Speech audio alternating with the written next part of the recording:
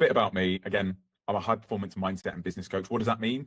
I help you grow personally and professionally. So I focus on what I like to think is behind the curtain on the psychology, because everything emanates out from your identity. The way in which you interact with the world, you operate, the things that happen to you come as a result of your foundational identity and the knock-on impact that has on your beliefs, your feelings, your actions, etc. So I am a mental performance specialist. I have a background in, a real deep knowledge in psychology and understanding the neuroscience, and my passion is business. So that's how I tie the two together. I founded Made for More. I've also developed a model, which I'll talk about a bit later, and you're going to get to have a go at later, called the 5 Ps model of high performance. So that's a free assessment that I created to be able to quantify something that's fairly intangible. What is high performance? It's pretty vague, and it's typically a feeling. So I wanted to be able to create a thermometer, like a metric that you can use to see where you are with your high performance at any time. And I've had many careers in succession, and I've achieved pretty much mastery in all of them in a very short space of time, because I've been able to kind of transmute the experience from one to another. So that's a real core theme in everything I talk about, is being able to recycle expertise and good qualities to help you become more successful in the things that you the new things that you approach. And ultimately, I really, really care about what I do. I love this genuinely, and I want to help you as much as I can. So please take advantage of that today. So without further ado, what is it we're feeling? All right. So again, coming back to the reason that I created this seminar and I made it free for everyone, is in conversations with friends, contemporaries, and most importantly, my clients, there's overall a heaviness that everyone's feeling at the moment, or at least everyone that I'm speaking to, and people are coming to me with that at the moment. And specifically, obviously, we're based in the UAE, a lot of our friends, etc. So the UAE at the moment, or the Gulf, is experiencing that, I think, on a slightly higher level than usual. But it almost feels like kind of 15-20% of the CPU is being used up all the time, because there's background activities going on, and that's because there's open loops. Now, that feeling of, something is being used up in the background, like, what actually is that?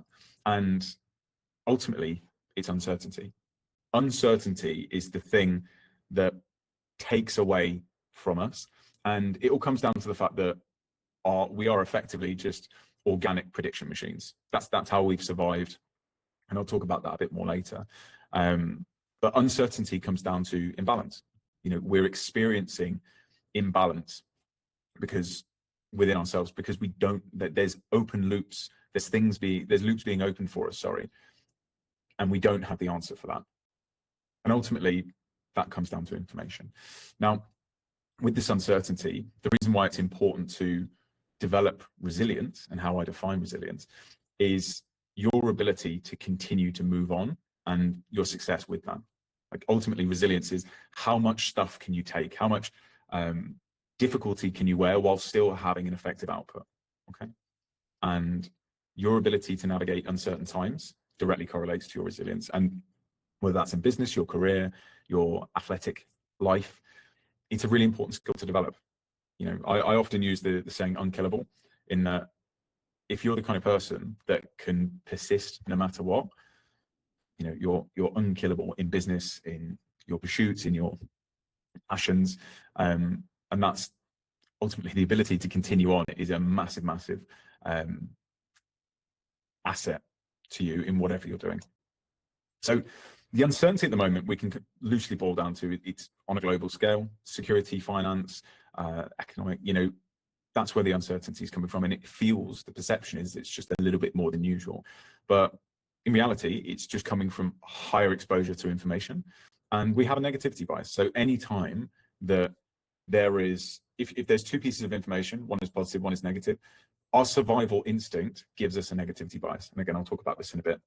But you, as a high performer, the reason why you are so heavily impacted is because you have more to lose, whether that's, you are performing at a high level at the 95th percentile. So whether it's your business, your job, your output in your career, in a sport, you have more to lose. You typically will have more responsibility, whether it's team members, whether it's your family, and you take that responsibility seriously. And as a high performer, you have a problem-solving bias where you are looking to create solutions to problems. You don't just passively accept that the world is the way it is, because you're a change maker effectively. So that's what we're feeling, you know, and a kind of a little introduction to why it is we're feeling that way. So why do we feel like this? And I love these little, for some reason they come up first before the words, but I love these little diagrams. Oops, it's gonna work. There we go. So as I said, the brain is effectively just an organic prediction machine. That's the way in which we've been designed to survive, and it makes complete sense. To our brains, uncertainty is danger, because the classic example, you know, anthropologically in the bush, if you hear a rustle and you don't know what it is, it could equally be a tiger to a rabbit. But if it's a rabbit, the consequences don't really matter. If it's a tiger, they certainly very much do matter. So that's why we're constantly predicting based off of previous experience to be able to survive better and to thrive. That's what the brain's there to do. And in the modern day, we have somewhat of a problem of overexposure. You may have heard someone say, you know, we have greater access to information than we ever have, but that also means we've got the problems of the world not only at our doorstep, which is an apt saying for when we used to have newspapers, because the newspaper would go on the doorstep, but it's literally in your hand. And tied around with that is the fact that it's in your hand 24/7, and the thing in your hand, you're quite literally addicted to it. So this is why it's so important to be able to navigate competently, confidently, for your own well-being and those around you. And objectively, we do have a limited capacity. So capacity is directly linked neurochemically to your brain. So we all have a limited neurochemical transfer ability in a day. You know, as we go throughout the day, we get tired, certain waste materials get deposited in the brain, and that inhibits our ability to flow freely, effectively. And what sleep does is kind of, it's the washing machine rinse cycle of the brain. But you do have a limited capacity. You'll feel it. You know, if first thing on a Monday, if everything goes wrong, you're just problem after problem after problem, you'll notice for the rest of the day, certainly, but the rest of the week, you feel like you're under the cosh a little bit. And it is just because we have to be conscious of this capacity. And yes, you can train it, which is, you know, great to know, but we are operating within somewhat limited bounds, you know. What's happening chemically in the brain is, I'm going to give you a very, very brief kind of neuroscience lesson here, but the amygdala, and I'm only going to speak about 3 parts of the brain. Your amygdala is your survival system. Okay, so this is what's directly taking stimulus from around us and transferring it back to us as, is this dangerous? Is it not? That is quite literally it. Is this a threat? Is it not? And, you know, when we're exposed to a lot of stimulus, it's a lot of threat signals that are coming through, because naturally more information means more uncertainty. You start to overthink. And this survival system is constantly on, and it can't really decide between what is a genuine threat and what is benign. So in the modern world, the amygdala is getting hijacked a little bit. And when you have a heightened threat response, you know, you have cortisol, adrenaline, and that has physiological consequences in the body. I'll say this all the time: psychology is biology. And the way that you can really quickly test this is, we can do it the positive or the negative way. I think the negative way, you can feel more. So if you just close your eyes, and I want you to think of the words attack, red, danger, and think of something scary. Could be a horror, could be, you know, for me, it's the open ocean. That scares me. And just take a moment, you can open your eyes now, and just notice the physiological impact on your body from saying and thinking those things. For me, my heart rate literally increased a little bit. My chest seemed to tighten. I feel a little bit heavier. And that's a perfect example of psychology as biology. I didn't do anything then apart from think about that stuff. Nothing, objectively, nothing happened.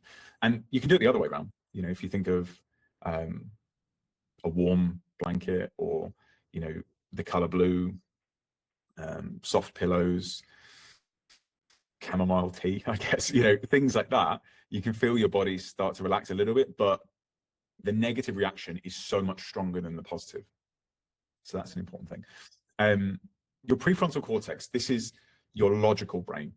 And when your amygdala is being effectively overloaded, this gets bypassed. So your logical brain is the thing that helps you, count. It helps you structure things. And what will happen is the default mode network, the part of our brain that is responsible for, creating stories and more so like generating image, that gets engaged a lot more because the brain is trying to predict and being able to imagine these things and create a story that is likely is positive for survival. So effectively, what ends up happening is we kind of get addicted to looking for danger because, our body's rewarding it in that you would.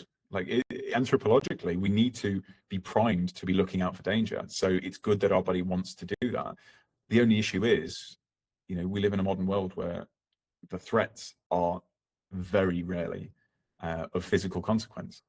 That, it seems like due to the media, we live in a world that is dangerous and insidious and worse than it's ever been. But objectively, mortality rates, survivability, it's never been higher globally. We live, and we constantly live as time moves forwards in a golden age, a renaissance of technology and innovation, and specifically in a medical context. So anyway, the outcome of all this is we have lots of inputs. The amygdala is responsible for doling them out, whether they are danger or not danger. And what happens is our logical brain gets overloaded because it has it's a slower moving mechanism. It has a limited capacity. And because the threats are danger, it gets bypassed, so it's more instinctive. And that engages the default mode network more, which is, involved with creating stories a little bit more. And it's directly linked to the emotional center, so we can get more embroiled. And ultimately, our reward pathways start to rewire when this happens.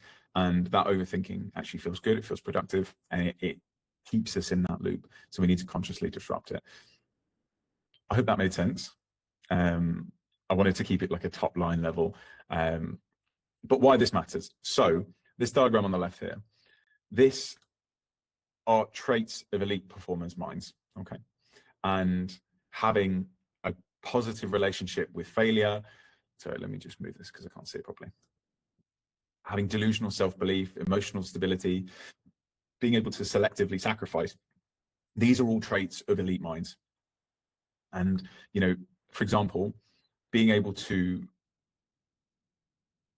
think of failure outside of the norm and, treat risk and things that go wrong as lessons, that isn't a natural reaction. It's something we have to train, and it requires mental resources. Having delusional self-belief requires you to step outside of the tribal mentality of wanting to fit in. You have to be an exception. Roger Bannister was a great example of that, where, everyone, including physicists, thought it was impossible to break the 4-minute mile. And he just said, regardless of what you guys think, I can do it. And that takes an exceptional amount of individual psychological will. Emotional stability speaks for itself. The people that are able to perform at the highest level can manage stress and input and stimulus in a very effective way, because ultimately the higher you climb, the more you're going to have to navigate. And as I mentioned earlier, the greater the responsibility, the more it means and the more it matters. So emotional stability is incredibly important. And selective sacrifice, being able to pass the marshmallow test, where you can have one now or two later, and continuing to be able to sacrifice something now, it requires willpower. And again, this is all but linked back to that limited capacity that we have mentally. And obviously, keep pressing the thingy. What we're mostly talking about today is emotional stability. I just wanted to tie that into the mind of high performance like yourself to really dial in how important this is. So I just want to talk about the capacity and give you a visual example, because I love to give visual examples because it helps you solidify it. You have a set capacity, right? And to operate within that capacity, let's use the example of a nice river going through a British what's the word? Village, right? On normal day, there's normal fluctuations. Sometimes it's a bit drier, sometimes it rains, but within the normal fluctuation of that water level, it's beautiful. It's a lovely feature. It facilitates not only a point of beauty within the community, but animal life, environment, etc. It's a feature and it's harmonious. But when you overload that system, it becomes destructive. If you overload the system and it reaches beyond the parameters of that environment, it can really be quite damaging. And this is why, if you are being overloaded psychologically, it has negative impacts on everything around you. And just think of it in terms of the example that I gave, in that, when the waters flood, it gets into everything and it's indiscriminate, and it's kind of weird in that it gets into things you wouldn't expect. And there's consequences to that. So it's so important to understand your capacity to help grow it and foresee any changes coming up, but limit the potential that it will overflow as much as possible. I hope that makes sense. And similarly, I'm going somewhere with this. When we are operating within normal capacity, it allows us to be rational and intentional with the way that we view opportunities and we pursue goals. Okay. And when it comes to striving for these goals and things that you want, things that you desire, and feeling abundant, I want to give you the example of like a cat. All right. If you hold a cat nicely, if you pick it up gently, you treat it with respect, and you don't give it too much like excitement or energy or grip it too hard, it's happy to stay there, and you get a positive interaction on both sides. You get to feel good from the interaction, it gets to feel good from the interaction. If you were to like desperately want to hold the cat, and you see kids do this all the time, they lunge for the cat, they like grab it and they try and hold on to it with all their strength, and the cat panics. It doesn't want to be held and it fights to get free. And the reason why this is an apt analogy is, whenever you're striving for something, if you are overloaded, if you're over capacity, you haven't got the kind of flexibility, the mental dexterity to be able to rationally reach for goals or rationally desire something. It always comes as desperate or too strong. And that means that you get caught in this cycle of striving for something, but way too hard, and you kind of scare it off, if that makes sense. And just quickly let me know if that landed in the chat, because what I'm talking about here starts to drift into kind of the energetics side of things, the more woo-woo side of things, in that if you desperately desire something, you're going to chase it away. And if you want to be magnetic, you need to obviously want the thing, but you cannot kind of chase it away, if that makes sense. And when you are operating within your normal capacity, not over emotional capacity, you're able to do that much better. Just let me know if that made sense. I'm going to assume it did. And finally, where all this was going. So you have a capacity that affects your ability to reach for goals in a healthy, constructive way that doesn't, okay, cool, thank you, that doesn't chase the outcome away. And we live in a world of cause and effect. And I personally, my personal worldview isn't a nihilistic nihilistic worldview where everything is already fixed. There's nothing we can do to change that. Realistically, every decision that we make influences what will come later on. And if we're able to operate within our capacity and not damage things and not let that spill over and be detrimental, we're able to strive for things in a more natural, comfortable way that allows us to magnetize them to us. And this allows us to exist and operate in a world where the future that we desire and that we strive towards, there's less resistance to it. Because if you feel like you're fighting the world and you are burdened by it, then that is what you will see in the future. That what we see and experience of the world is what we get back. Is a nice way of pinning that together. So if you want a future where things have less resistance, where your goals and your objectives come to you more comfortably and naturally, it's important that we manage capacity, because there's an infinite world of possibilities out there. And ideally, we'd like to choose the one that is less painful and more smooth, don't we? So that got somewhat abstract, but I think it all ties together. And it's a really important frame when we're just having this conversation, because if you are burdened down by all of the information in the world, you're physically wrecked because your nervous system is under infinite stress, then of course the future that you desire will be more difficult to come by. Oops. And I'm not going to go into this in great detail because I want you to have an opportunity, but the lens by which you can focus on different elements of your life is encompassed in the 5 Ps model. And very, very loosely, it comes down to physically, how are we optimizing and looking after your physical performance? Professionally, how are we checking in? How are we conscious of your professional performance? Psychologically, that's you, you know. And this is mostly what we're talking about today, is the psychological aspect of, you know, who you are and how you show up. Philosophical, the way in which you view the world will dictate how you want to shape it. And finally, your purpose, like how you actually go about. I just wanted to drop this in because this is the lens by which I view all improvement and performance. So when I talk about capacity, each of these will have its own capacity. You know, if you go beyond your physical capacity, like say you did, and this happens sometimes, say you do a 24-hour ultra marathon, you've gone beyond your physical capacity, really, like the comfortable capacity at least, and it impacts your ability to you know, think, to do your job, at least for a couple of days. And it has spillover, or if you injure yourself, it's probably a better example, it affects you and impacts you in other areas. So if you overspill your capability or your capacity, it will have knock-on impact down the line. But most importantly, how do we navigate this? Because this is what I really, really want you to take away from this today. Because ultimately, it's all well and good knowing. And I think you know a lot of everything that I've spoken about today, in that, you know, ultimately, if we didn't have smartphones, it's probably a lot easier to navigate this complicated technological world. But, you know, we need them because most of our jobs rely on them.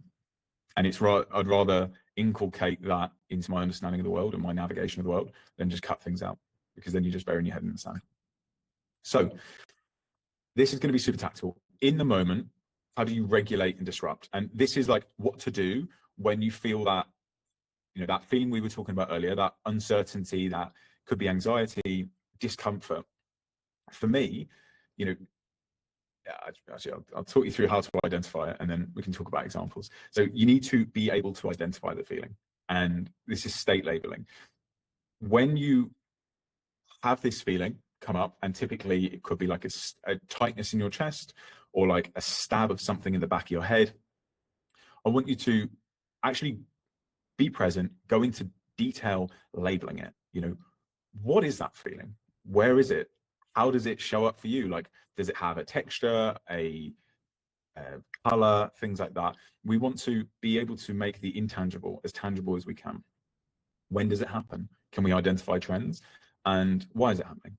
And being able to add information to a subjective feeling helps us quantify it and makes it more tangible so that we can actually work in reality. If that makes sense. Because the really tricky thing with emotions, and generally with psychological phenomenon, is it's one of the few things in our existence that is completely intangible. It's very, like, we don't get external, or it's very difficult to get external measures of how we feel. We can only really see the effect of that. So I want you to put as much detail to it as possible. And once we've identified it, like I said, I can feel it, you know, in the back of my throat, at the back of my head, in my chest, and it's short, it's sharp. For me, it's like more white. And I know when I get it. It's when I'm metaphorically pushed to look over the edge of what could be, again, uncertainty. And managing it in the moment, breath work is an incredibly powerful tool. So you can do something called box breathing, which is, you know, you're going to, through your nose, take a 4-second inhale, 1, 2, 3, 4. You're going to hold it for 7 seconds or 7 counts. If you focus too much on the time, it becomes a bit obscure. And then you're going to slowly release it through your mouth for 6 counts. And this is a irregular pattern of breathing, but it's incredibly powerful in being able to root you in the present moment and calm your mind. And it's partially because it's a regular breathing pattern, and it's actually slightly difficult because the thing that you want to spend the most time on is the inhale, but that's the thing you're spending the least, etc. So you can try box breathing. Just remember 4, 7, 6, and start off with breathing in. Nice deep breath, get it right in through your nose, allows it to enter the diaphragm better, and that will really help. And then you have the psychological sigh. So this is a very, very simple technique. It's actually really useful athletically as well. But it's 2 strong, sharp inhalations through the nose and a long continuous exhale. There's no counts with this. It's a long continuous exhale. And as you're doing it, I want you to feel the tension being kind of leaving your body. Some people think of it in terms of a color. Some people think of it in like a density. And again, always control the breath out with any breath work, because that's part of the magic. All right. So breath work is a really practical technique to control yourself, in the here and now. And you'll notice yourself, anytime you've had to do something that is slightly nerve-wracking, you take big, deep breaths. And there's some symbolism with this. But ultimately, it's just our breathing is one of the foundations of our, our physical sensations. It's one of, arguably the most important. So there's something very disruptive about focusing on breathing patterns, because it forces the body to effectively lock in, because it's so important. So that's why breathwork works. You can undergo pattern interruption. So when you notice this, obviously you've identified it, maybe you've done a couple of box breathing or a psychological sigh, you can pattern interrupt. So you can change state. Now this could be moving physical location.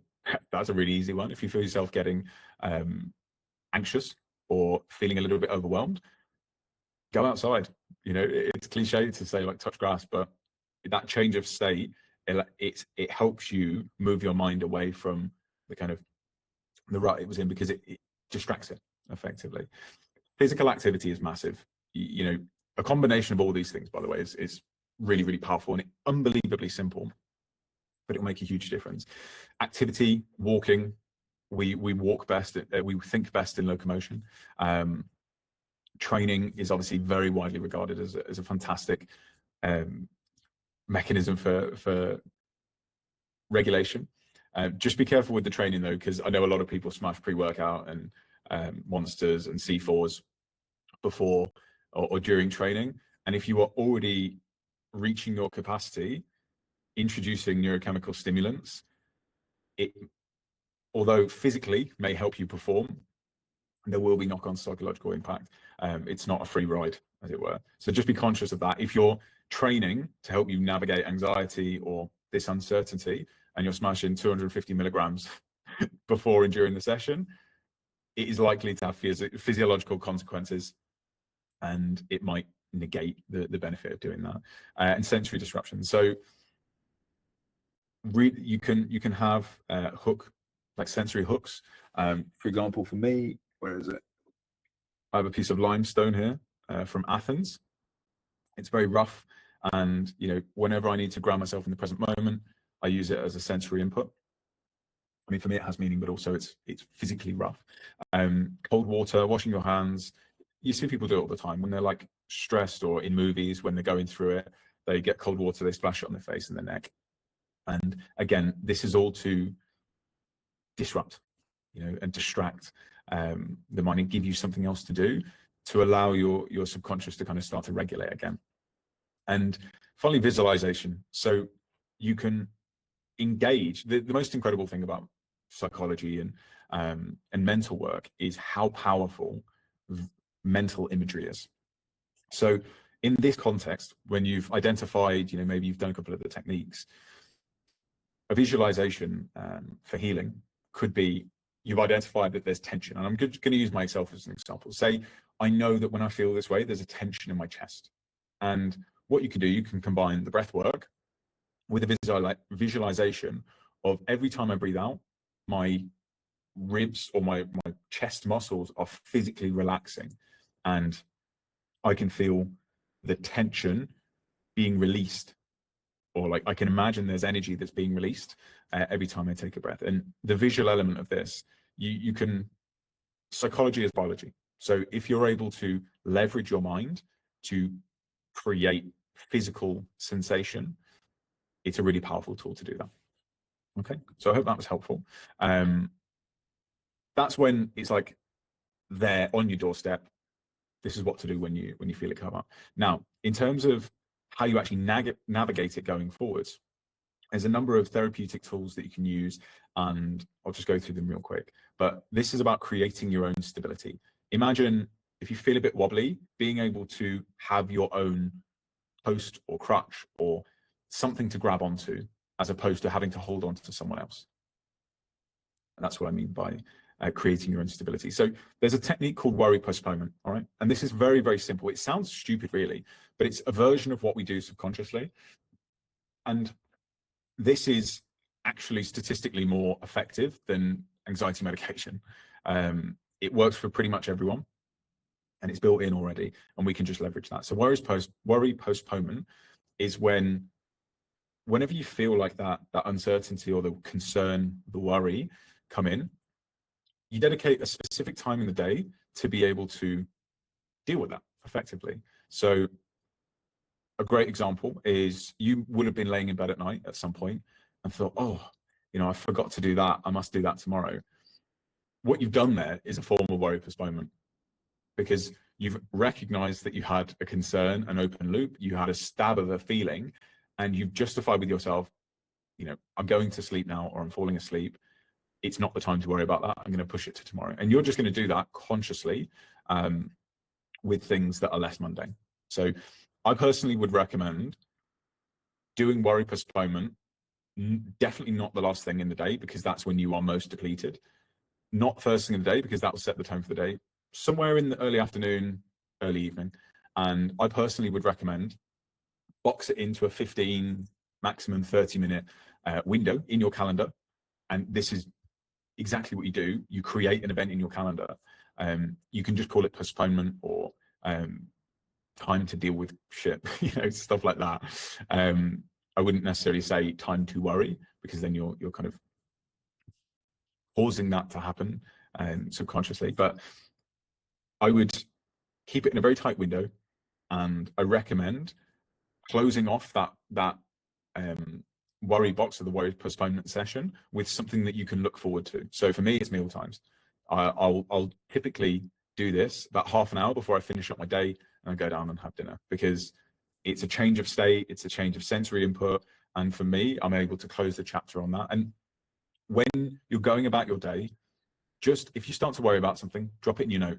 Have a note dedicated to this postponement time, and I guarantee by the time you actually come around to it, number one, it's likely not relevant, or it's something that at least you won't have a visceral emotional reaction to, and it allows you to think more objectively on it.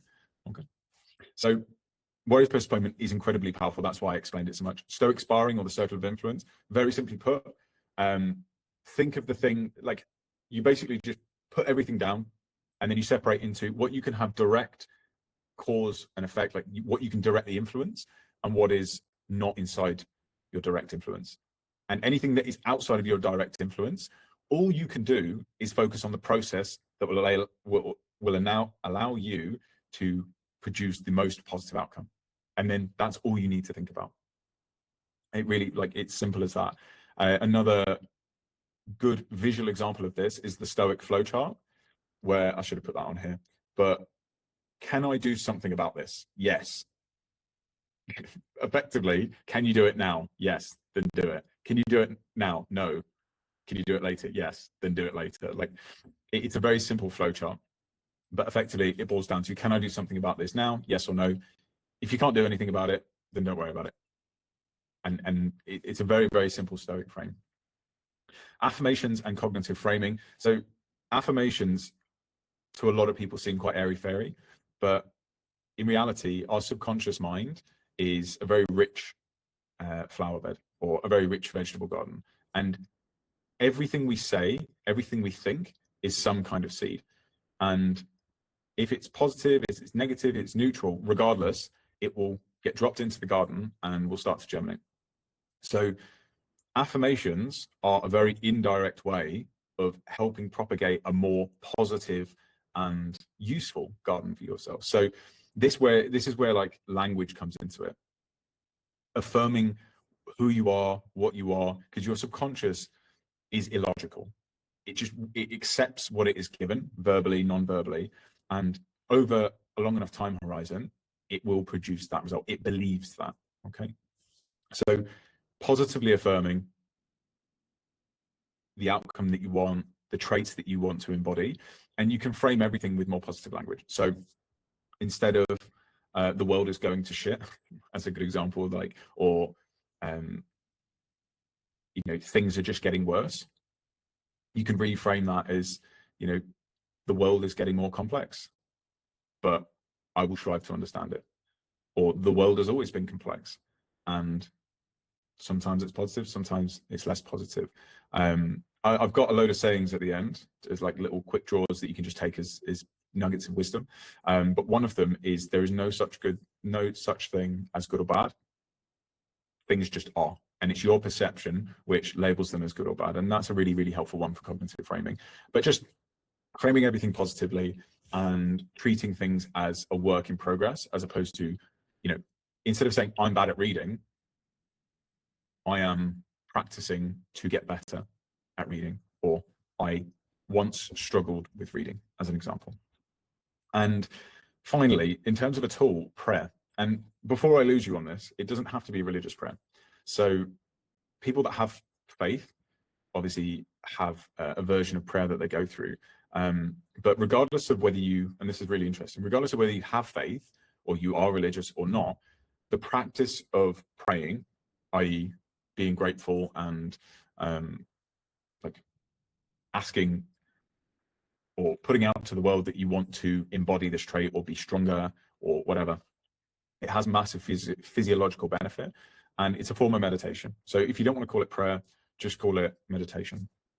And it can be secular. You don't have to hold a religion or a faith. I would argue that everyone has a faith, because faith isn't religion.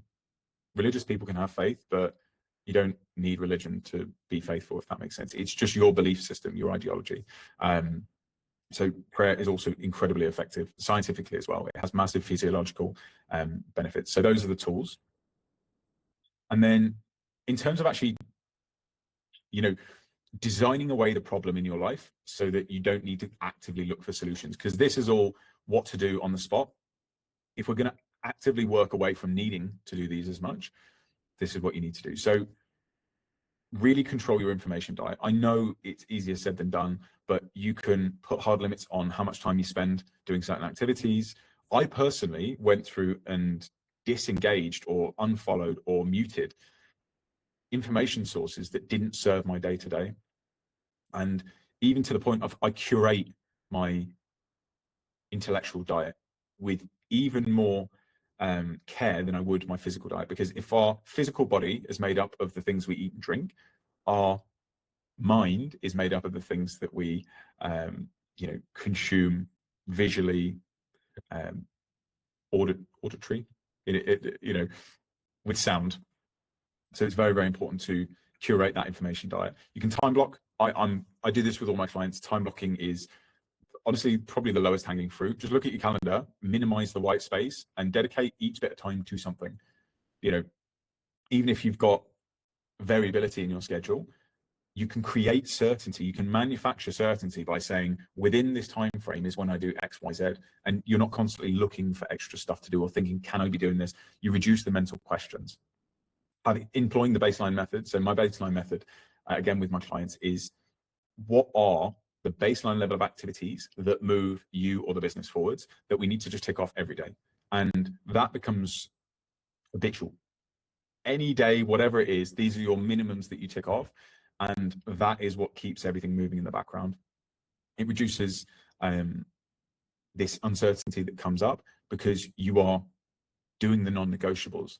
and that moves things forwards, and you will always be in motion that way. Training your subconscious. Now, this is an ongoing thing, and again, it links back to the affirmations, but you need to sow the seeds of the garden that you want to exist within. And then coming back to that analogy, what is it you want to be telling yourself? What is it you want to be hearing? And what is it you want to embody? Because that is what you need to sow into your subconscious mind.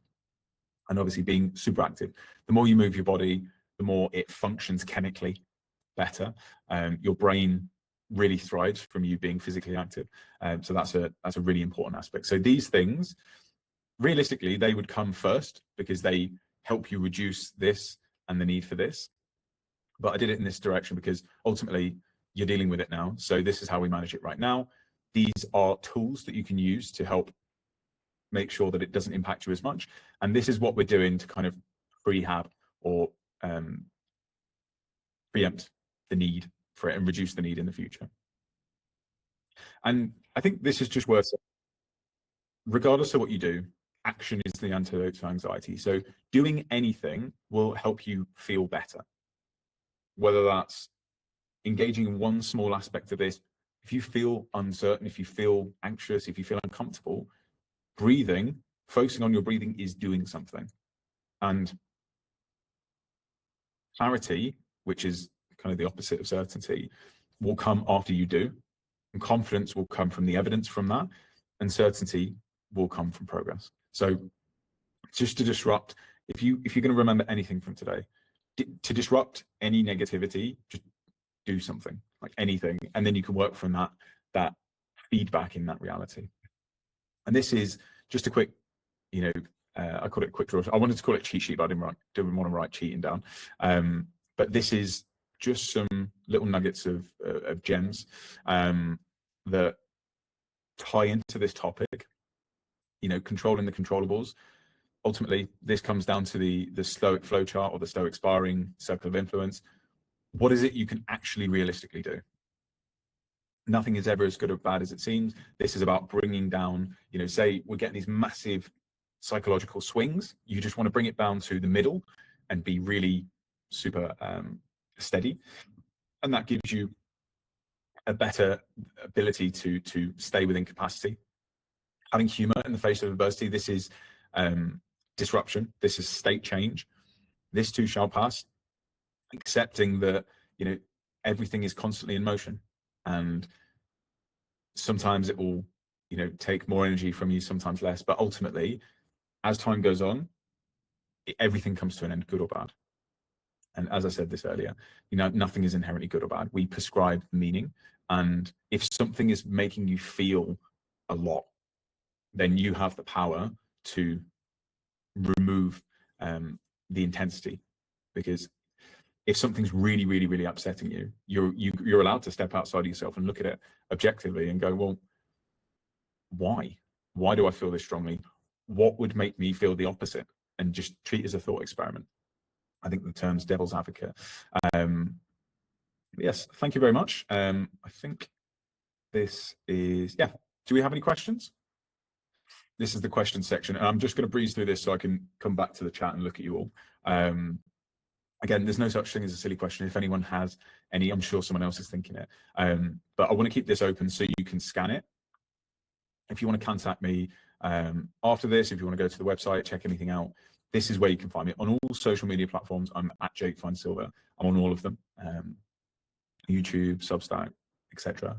And please do have a go at the free assessment. It's completely free, and it's actually quite fun. So with that in mind, thank you very much for listening. Is there any questions?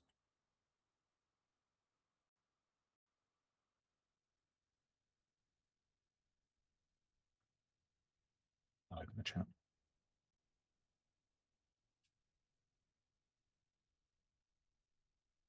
That's a good question, by the way. So I'll go chronologically. So Gary, I like that there's no good or bad. It's about reprogramming the brain, 100%. I think understanding that nothing is inherently negative or positive helps you just view it more objectively, because when we view things objectively, it takes it away, it kind of moves it further away from us, which gives you more power over it. It's, I'm trying to think of an example. You're not giving as much energy to the thing when you make it less emotional. And I think that if we think about how sensationalizing things works, how, you know, the news works, they want to phrase things or present things in a way that makes you feel a lot, because then you give energy to that thing, it keeps it alive. If everyone just viewed everything completely logically and objectively, there would be no media, there'd be no, no one would give their energy to things, you know, in an emotional sense. There wouldn't be any division. So yeah, being able to view things objectively is like somewhat of a superpower. And AJ said, when it comes to regulating, if you're feeling like you need to, what if you're feeling too overwhelmed and can't pick what to do? Which is a great question, because, you know, ultimately, I've just given you a lot of options there of things to do. I would say that when you feel this come on, like when you are able to identify your first reaction and your knee-jerk reaction can be trained to do the breath work. Whatever kind of breath work works best with you. It helps to just close your eyes, your knee-jerk reaction to anything, close your eyes, go through, you know, some box breathing. I'm not even going to put a number to it, or some psychological sighs, because that will give you the mental distance and the physiological benefit to be able to then start to work through everything else. So what we want to do is physiologically disrupt the runaway freight train of the mind. And the best way to do that is with a physiological stimulus. So breathing. Does that help? It's kind of annoying and cliche to say, like, you know, anything happens, just breathe. But ultimately it's the most foundational, you know, accessible thing. Literally everyone can do it. And even if you, for some reason, can't physically breathe, I mean, you wouldn't be alive, but you can do it mentally. You can literally just imagining yourself box breathing. It has massive physiological impact. It's literally crazy. Like, there's nothing our minds can't do. The body follows where the mind goes. Yeah. Is there any other questions? Let's see, I don't know how TikTok works. I don't fucking know. Okay, cool. If there's no other questions, guys, it's been an absolute pleasure. I'm going to stop all the various different recordings. Cool. Good question, Elliot. So with the breath work, you'll have an idea of this yourself. If you want to set rules in place, you can, but again, it's just something else to remember. It's fairly intangible to say that you'll know when you feel comfortable to stop. In the same way that if anyone's ever, you know, that classic movie thing of, you know, breathe into a paper bag on the plane, but if anyone's ever controlled a panic attack that way, you get to a point where you no longer feel like you need the bag. And what I would say to you is the duration for the breath work should be to get you to the point where you no longer feel like you're struggling under the weight of that feeling. So a good analogy for this is if you've ever jumped off like a ledge or a cliff or a diving board from a normal, like a bigger than normal height, when you jump in, you're underwater for slightly longer than you think, and there's like a split second of panic, and you push to get to the surface, and then when you're at the surface, you calm down and you're like, all right, sweet, I can breathe again. You know, I'm not underwater. And the breath work allows you to, like, in an analogy sense, the breath work enables you to get to the stage where you are, you know, not out of the water, but you are comfortable in the water, and you're like, right, I can deal with this, I can navigate this. So duration, I'd imagine that probably within 10 cycles, like maximum 10 cycles of box breathing or the psychological side, you'll be fine. Like, you will feel better. And from there, you can then just start to go from, you know, onto the next technique, which might be a state change. It might be, you know, sensory input, etc. But it's effectively until you stop feeling that, whatever that feeling is in your chest or head or wherever you feel it. So once you understand it, do the breathing. You know, just keep doing it until you don't feel that sharpness or that headiness or however that manifests to you. I hope that helps. You're most welcome. Absolute pleasure. I love this. And if anyone was interested in understanding more about the one-to-one coaching or what I do professionally, on that QR code, it takes you to the assessment on the website. You can click around on the website and check out the services. You can also inquire, but if anyone wants to know right now, I can take you through, I can spend 5 minutes, I'll pause the recording and stuff, and I can take you through more specifically what I do, and in greater detail talk about your situation. But otherwise, thank you very much, everyone.